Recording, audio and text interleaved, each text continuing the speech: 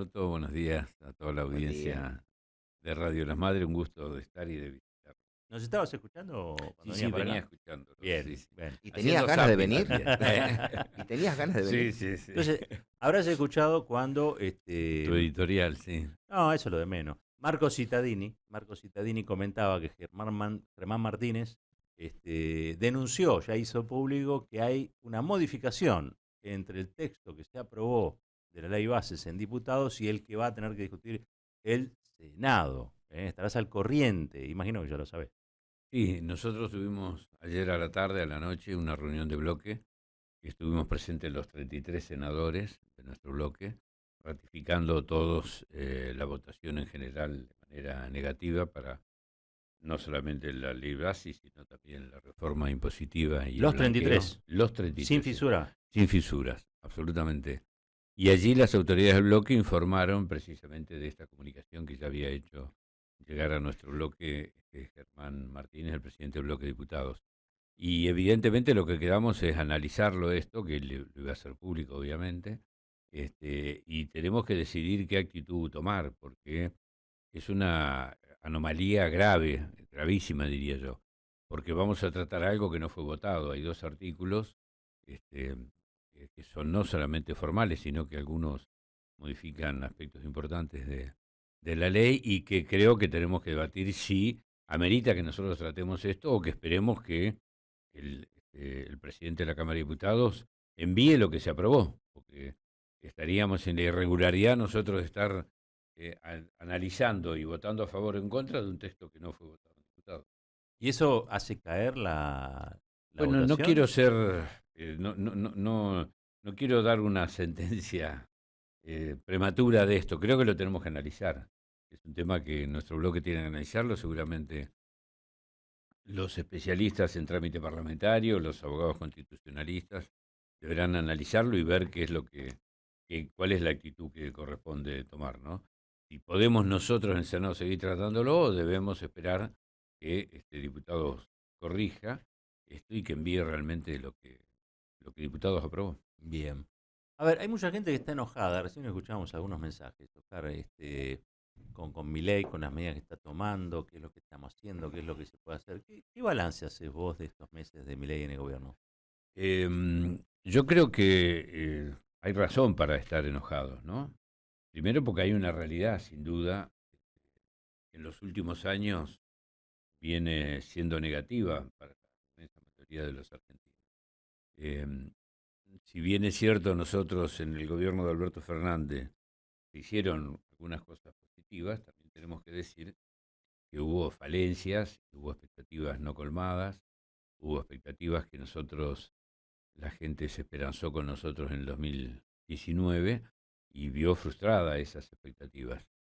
Con nosotros también en este gobierno aumentó la pobreza. Si bien no aumentó el desempleo, por primera vez tuvimos salarios de trabajadores registrados por debajo de la línea de pobreza. Tuvimos una política energética que la verdad que no modificamos las estructuras fundamentales de la dependencia energética que nosotros seguimos teniendo hoy. Tuvimos una política del Banco Central que en los 3 primeros años tuvo un superávit comercial eh, durante la pandemia y los años siguientes, 20, 21 y 22, un superávit comercial de 50.000 millones de dólares y llegamos al 2023 sin dólares. Se dilapidaron, se fueron esos 50.000 millones de dólares. No hubo una política cambiaria que guardara precisamente lo que los argentinos estábamos produciendo. No tuvimos tampoco una política social acorde a lo que nosotros hicimos. Nosotros, el potenciar trabajo, terminamos la gestión de nuestro gobierno como si fuéramos nosotros los defensores de la gente que cobra sin trabajar, y en realidad eso es un invento del macrismo. Ujú. Cuando Néstor llegó al gobierno en el 2003 había 2.300.000 plan jefes y jefas de hogar, y cuando Cristina dejó el gobierno, el segundo mandato, terminó su mandato, en el 2015 había 194.000 cooperativas. Cooperativas que hacían y cobraban, hacían, vos te acordarás, guardapolvos, hacían obras públicas, Sí, hasta claro. llegaron a ser los chalecos antibalas, que La Nación y Clarín decían que no servían y qué sé yo cuánta historia. Teníamos la formación, la capacitación laboral, la terminalidad educativa. Es decir, teníamos una política tendiente al sector vulnerable y al sector más necesitado, como decía Evita, ¿no? La ayuda social es una herramienta en un momento, pero lo importante es la justicia social, que esa gente tenga dignidad, tenga trabajo y tenga libertad para... Y terminamos nosotros aumentando los planes potenciar que fueron inventos del macrismo. Y además con una, digamos, dependencia política y que tampoco nosotros lo hicimos. En su momento, todas las cooperativas de trabajo no tenían nada que ver ni las organizaciones, se hacía todo institucionalmente, no Sí, eran las claro. organizaciones políticas las que manejaban ese tema. Bueno, el tema de salud también creo que debimos abordar. Tuvimos el tema con las prepagas, vos recordarás la pelea que tuvimos por los aumentos. Sí. Bueno, firmamos el acuerdo con el fondo, ¿no? La verdad, hicimos un acuerdo con los acreedores privados. Yo estuve en desacuerdo, lo manifesté en su momento, y el acuerdo con el Fondo Monetario no lo voté. Porque creo que lo único que hicimos es lo mismo que había hecho Macri y lo pusimos 3 años después. Y esas fueron las consecuencias, entre otras, del resultado electoral de diciembre del ¿Vos 2023, decís que el resultado evidentemente. electoral no fue producto de las internas o las críticas a Alberto? No, el resultado electoral es producto de la acción de gobierno. Mira, aquellos que piensan que uno hablando puede dirigir o manejar la opinión de la sociedad o de la gente se equivoca. La gente tiene opinión propia, tiene libertad y fundamentalmente te evalúa cuando estás en el gobierno por cómo gobernás.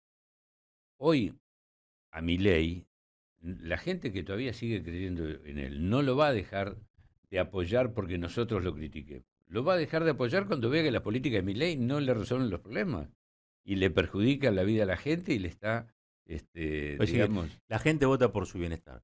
No pero importa vota por la... su propia realidad, tiene criterios propios, tiene, y además uno se alarma por las medidas porque tiene la experiencia de que esto ya pasó, ya se hizo, ya ocurrió, pero digamos que hace 5 meses que está.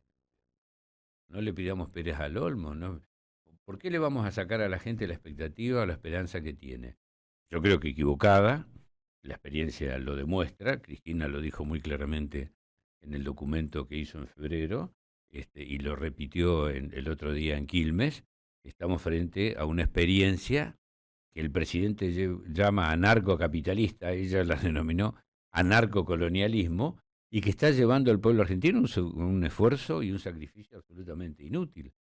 Pero eso tiene que ocurrir, eso tiene que pasar, y A ver, todavía no está pasando. entiendo, Oscar, que no sos partidario de los que reclaman un juicio político, o la aceleración del proceso, o ganar las calles de una pueblada. No, no, No no, sos partidario de eso. no, yo creo que hay que ir, en cada tema nosotros tenemos que ir fijando nuestra postura, pero no solamente diciendo que nos oponemos, sino diciendo qué proponemos. Por ejemplo, frente a esta ley ómnibus, estamos en contra. ¿Pero por qué estamos en contra? Porque somos oposición. Vamos a hacer lo mismo que hizo la Alianza, que se oponía a todo, hasta cuando le izábamos la bandera, Mm. se oponía. No, yo creo que tenemos que decir las cosas. Cristina lo planteó en ese documento. El problema fundamental que tiene la Argentina y que no se está asumiendo, y que este gobierno no lo está encarando, es la deuda externa, es la fuga de capitales, es la economía bimonetaria, es la excesiva rentabilidad que tienen los grupos concentrados de la economía en el tema energético, en el tema medicamento, en el tema alimento. Esos son los temas que nosotros tenemos que abordar y tenemos que darle respuesta. Nosotros tenemos que plantear, tiene que haber una renegociación con el Fondo Monetario Internacional y con los actores privados. Vos fíjate, este esfuerzo que dice Milei y que muchos argentinos dicen, bueno, está bien el esfuerzo. Sí, pero no hay plata, no hay plata para quién, para aquí, para los jubilados. Pero en 4 meses se pagaron 4.000 millones de dólares de intereses, pagó el gobierno de Milei. Casi 800 millones de dólares al Fondo Monetario Internacional, 1.500 millones de dólares de intereses los acreedores privados y más de 1.000 y pico millones de dólares también a otros organismos financieros internacionales. Entonces, evidentemente, en este ajuste hay perdedores y hay ganadores. Tenemos que identificar claramente quiénes son los ganadores, porque me parece que ahí es cuando Claro. vienen las políticas activas que uno tiene que tomar. A ver si yo entiendo. Digo, no es que vos le criticás la cantidad de perros vivos o muertos que tiene Milei. No, O sea, eso es eso indiferente, es te una resulta indiferente. anécdota. Es una anécdota de la... Bien. Tampoco cuestionás su legitimidad de origen. Lo votó la gente. Obviamente lo votaron. Bien. Entonces, lo que estás planteando es una especie de superación en base a propuestas. A esto hago un paréntesis, ¿no? Para que haya ganado Milei, esto sí lo digo, no sé qué pensarás, pero se tuvieron que hacer las cosas muy mal, ¿no? En el gobierno de Alberto. Muy, muy, muy mal. Mire, yo creo que sí, que nosotros tuvimos falencias y dificultades y expectativas no cumplidas, sin ninguna duda. Te reitero, son los hechos que mencioné y seguramente hay muchos más. Em, en ese 50 y pico por ciento que sacó mi ley, por lo menos mi análisis, ¿no? En ese 55% que sacó mi ley en la segunda vuelta, es cierto que hay un voto antiperonista, antikirchnerista, Sí, gorila, de derecha, como vos quieras llamarle. sí, está 38, el voto 40%. Villarruel también. Sí, Sí. porque vos ponés una escoba y con tal de no votar al peronismo, votan la escoba. Sí, tal Eso cual. es así. Es históricamente ha ocurrido en la Argentina. Pero tenés un 15 o un 20% que en su momento nos votó a nosotros. ¿Por qué Cristina sacó 55% en el 2011? ¿Por qué sacamos 48% en primera vuelta en el 2019? Casi Igual, 49%. a mí me da la sensación, Oscar, que para hacer eso y para proponer a la gente un bienestar futuro, hay que afectar intereses. No tengas duda. Pero bueno, Y ahí hay que tomar ciertas decisiones. y, Yo ahí tengo mi. No a vos, yo sé que vos estás siempre, digo, pero me da la impresión de que el peronismo no quiere profundizar. vos recordarás ese discurso de Cristina de diciembre del 2020 en La Plata, Sí, cuando ahí dijo habló de los... todo, ahí dijo Hay todo. funcionarios que no funcionan, diciembre del 2020. Sí. Estábamos saliendo de la pandemia, y estábamos empezando. Dijo que va a venir un crecimiento, pero que no sea para cuatro vivos. Y además dijo, hay algunos funcionarios que tienen miedo de resolver por la tapa de los diarios, que se busquen otro trabajo. Mira, yo creo que nosotros, en el Instituto Patria, es una escuela de formación política, doctrinaria, ideológica, de principios, como quieras llamarlo, y ahí básicamente insistimos en tres aspectos en la formación de cuadros políticos. Hay que tener una formación política, ideológica, doctrinaria. Mitre, lo decía, ¿no? Bartolomé Mitre, cuando fundó el diario La Nación, Eso sabían, dijo, tribuna de doctrina, ¿no? Ellos formaron eso eso, sabían. Odiaban a Gaucho, pero sabían. pero sabía, Sí. exactamente. Bueno, eso es un tema. Lo segundo que tiene que tener un dirigente es capacidad técnica, saber resolver, saber cómo se maneja el Banco Central, saber cómo se maneja una obra pública, cómo tener conocimientos técnicos en cada una de las oficinas. Y tercero, y yo creo que lo más importante, son las cualidades personales. ¿Cuáles son esas cualidades personales? Honestidad, valentía y Mm. coraje. No es un commodity eso en la política No es un argentina. commodity, No. exactamente. Y hay que, bueno, pero por eso, vos fíjate, ¿por qué Cristina sigue estando vigente? Por lo que hizo del 2003 al 2015, sí, efectivamente, por lo que fueron los 12 años de gestión de Kirchner. Pero también porque es la única dirigente que sigue poniendo los temas en debate. Y sigue hablando de las cosas que hay que hablar. Y sigue molestando al poder. Y sigue increpando y sigue interpelando al poder. Es más, interpela también a la sociedad. Cuando ella plantea y dice, nosotros tenemos que revisar lo que hacemos en la política educativa. Invertimos en infraestructura, invertimos en salario, invertimos en netbook, invertimos en libros, pero la calidad educativa también tenemos que mirarla. Nosotros tenemos que tener una escuela pública de calidad. Mm. Cuando hablamos del Estado presente, sí, pero el Estado presente tiene que ser un Estado eficiente, tiene que ser un Estado inteligente, no puede ser un Estado bobo, no puede ser un Estado que sirva para unos pocos. Tiene que estar al servicio de la comunidad, al servicio de la sociedad. Bueno, yo creo que por eso Cristina hoy sigue estando vigente, por lo menos es A, lo que a mí me pasa, a ver, ¿no? Oscar, vos has sido protagonista de muchos momentos del kirchnerismo y de la historia política del país desde ya, ¿no? Pero vamos a suponer que hay un kirchnerismo de cuarta generación o de tercera generación. ¿Cuáles son los atributos que debería tener ese kirchnerismo? ¿Y qué tipo de programa? ¿Cuáles serían las tres principales cosas que tendría que hacer un gobierno kirchnerista para separarse de lo que fue la experiencia de Alberto? Bueno, primero yo creo que nosotros tenemos que reivindicar la gestión nuestra del 2013-2015. Verdad que cometimos errores, que hubo cosas que no se hicieron, sin ninguna duda, porque nadie es perfecto, ni mucho menos, ni nadie dice que no tengamos que tener nivel de autocrítica y de mirarnos lo que hicimos bien y lo que hicimos mal, pero tener claro que fueron los mejores años en los últimos 50 años de historia argentina. Y esto no solamente porque la gente, el pueblo te lo comenta y te lo dice. Busca cualquier indicador económico. Si querés, desde los económicos, que le gusta el neoliberalismo, riesgo país, los valores de los bonos, la inversión extranjera directa, todos los índices son favorables precisamente a una economía que estaba en crecimiento, ni que hablar los índices de pobreza. Mirá, para nombrarte algunos nada más. Cuando nosotros llegamos al gobierno, el índice de informalidad laboral que había era del 54%, terminamos con el 32%.